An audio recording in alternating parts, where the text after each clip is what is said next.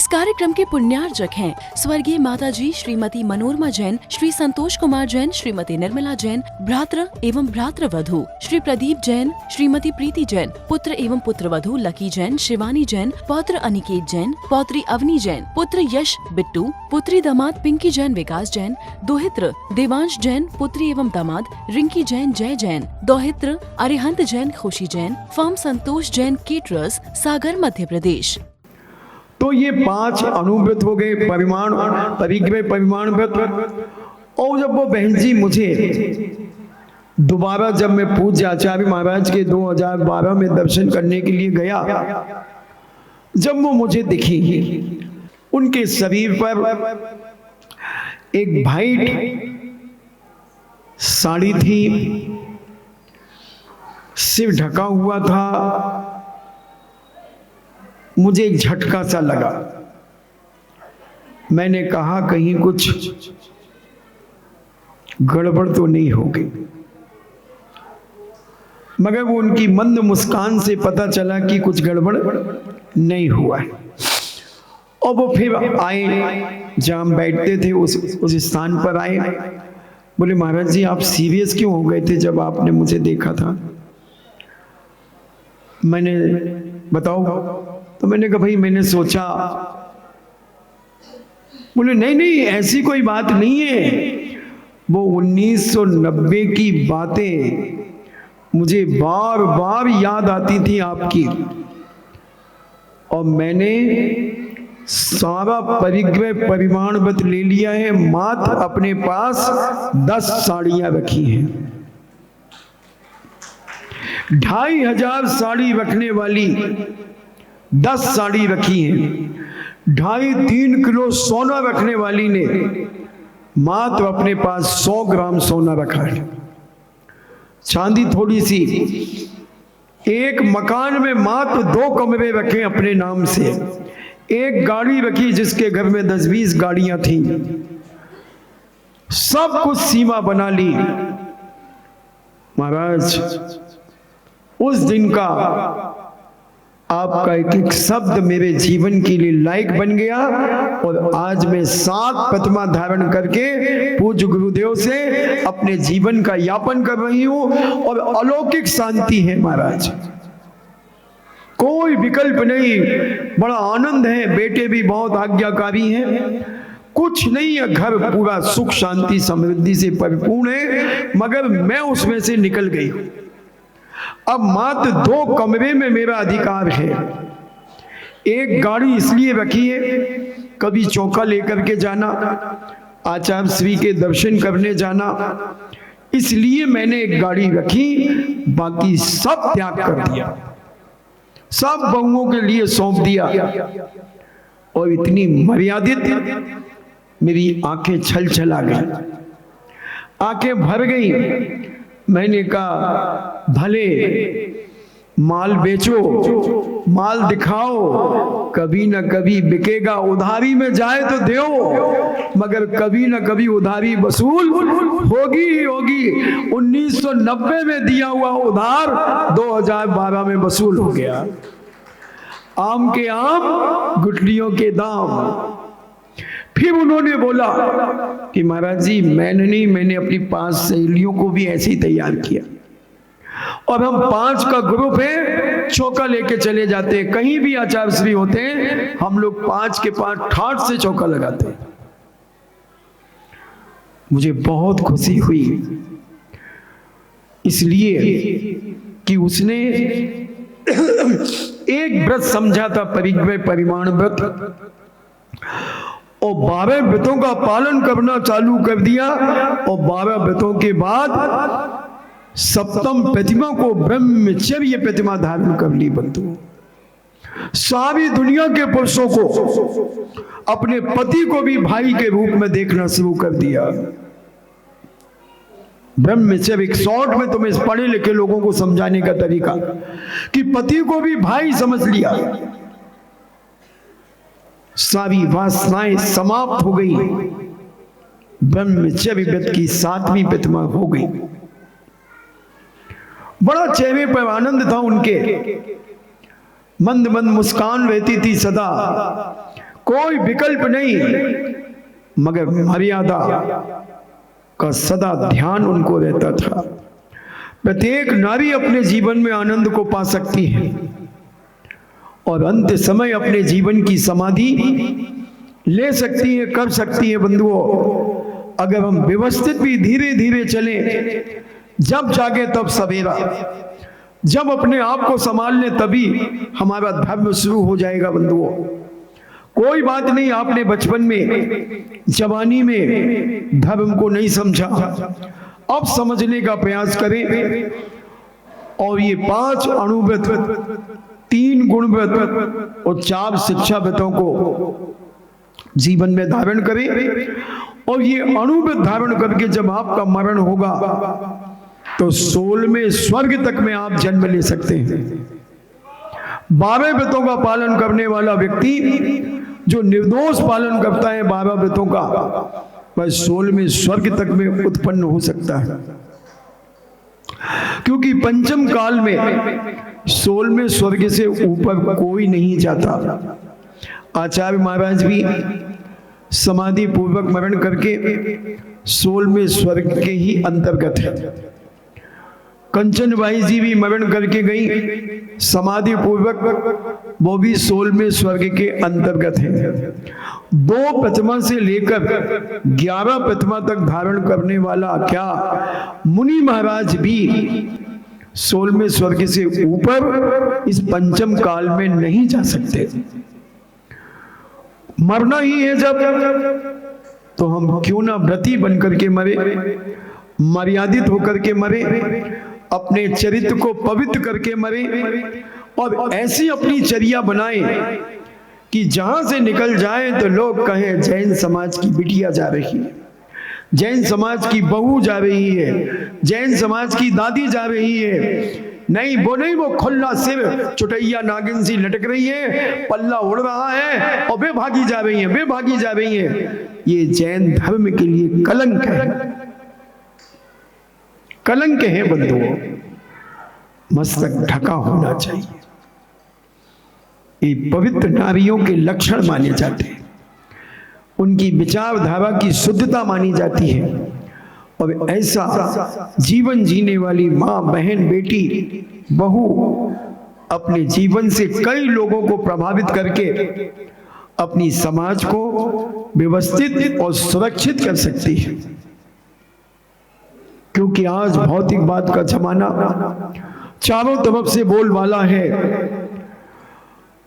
बहुओं को दोष कम दे, पहले सासुएं अपने दोषों को स्वीकार करें, सासुएं अपनी गलती एहसास करें।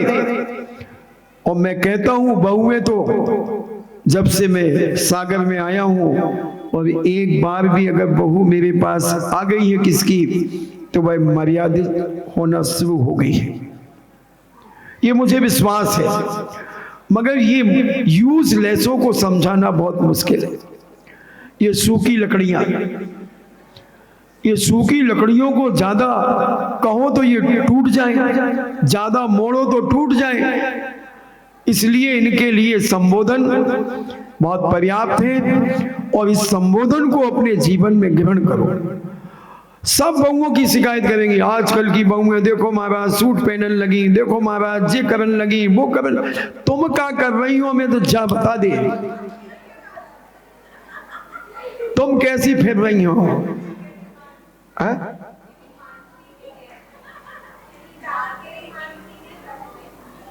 समझ में नहीं आ रहा।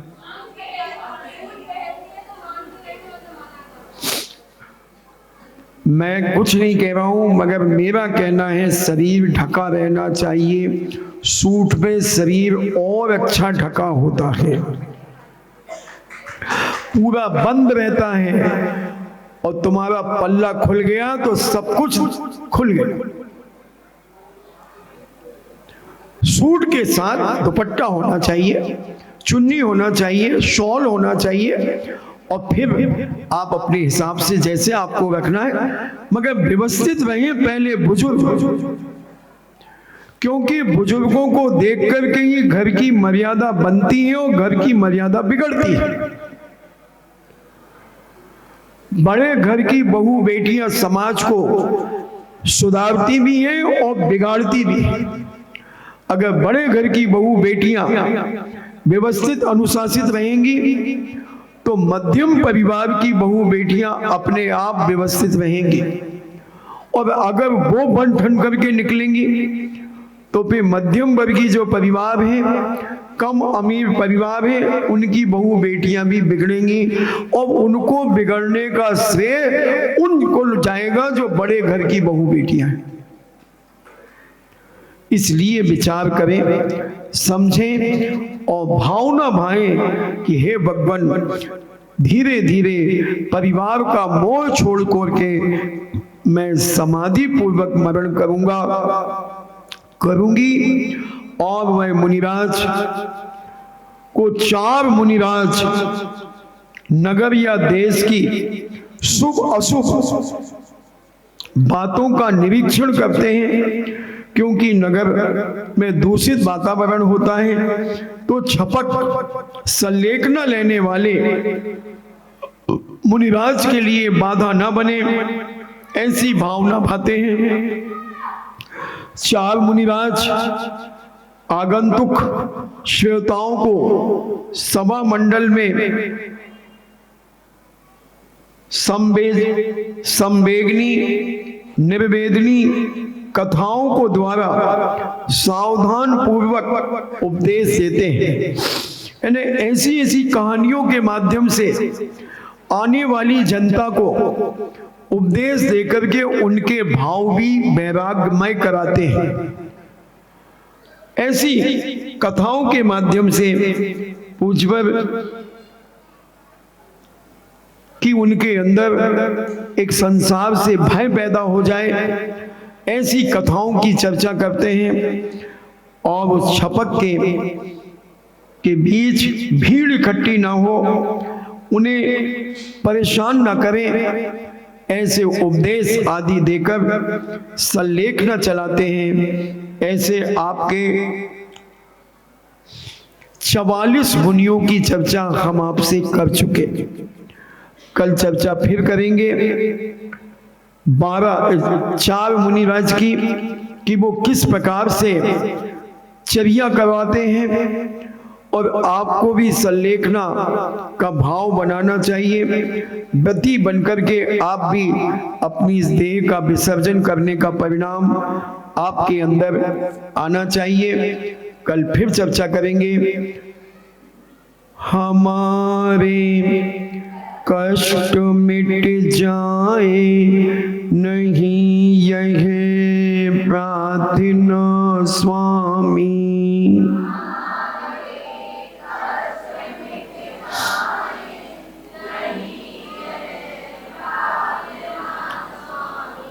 डरे ना संकटों से हम, यही है भावना स्वामी।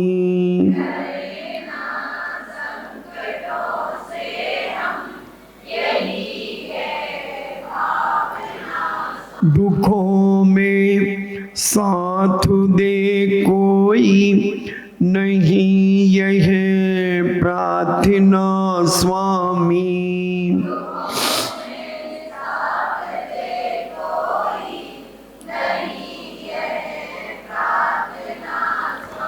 बने सक्षम स्वयं ही हम, यही है भावना स्वामी।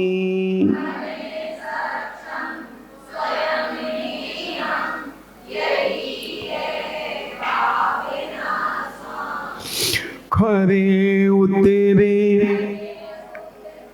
रहे सुख की सदा छाया, नहीं यह प्रार्थना स्वामी।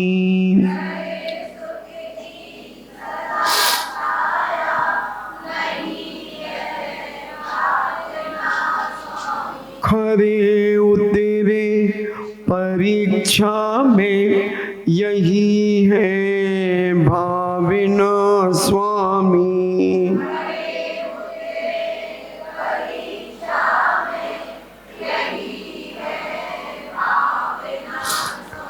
हमारा भार घट जाए, नहीं यह प्रार्थना स्वामी।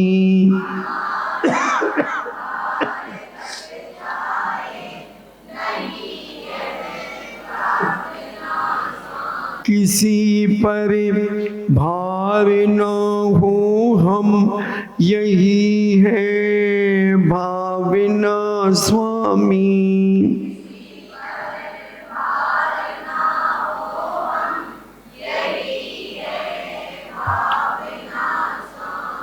हमारी पूर्ण हो आशा, नहीं यह प्रार्थना स्वामी।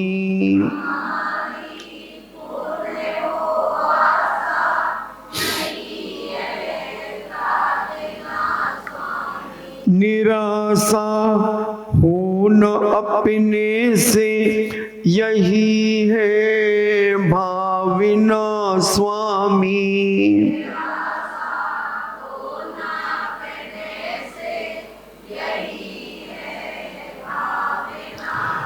सभी पीछे रहे हमसे, नहीं यह प्रार्थना स्वामी।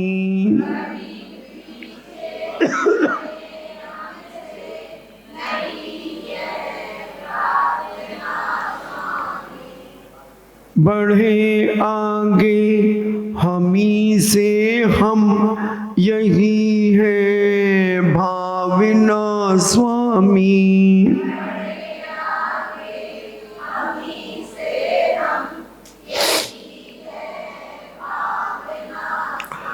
बड़े धन संपदा भारी, नहीं यह प्रार्थना स्वामी।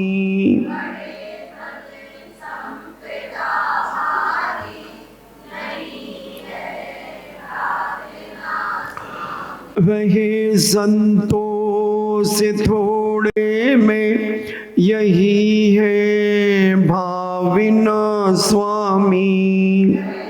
इस कार्यक्रम के पुण्यार्चक थे स्वर्गीय माताजी श्रीमती मनोरमा जैन, श्री संतोष कुमार जैन, श्रीमती निर्मला जैन, भ्रातृ एवं भ्रातृवधू श्री प्रदीप जैन, श्रीमती प्रीति जैन, पुत्र एवं पुत्रवधू लकी जैन, शिवानी जैन, पौत्र अनिकेत जैन, पौत्री अवनी जैन, पुत्र यश बिट्टू, पुत्री दामाद पिंकी जैन विकास जैन, दोहित्र देवांश जैन, पुत्री एवं दामाद रिंकी जैन जय जैन, दोहित्र अरिहंत जैन खुशी जैन, फर्म संतोष जैन केटरर्स, सागर मध्य प्रदेश।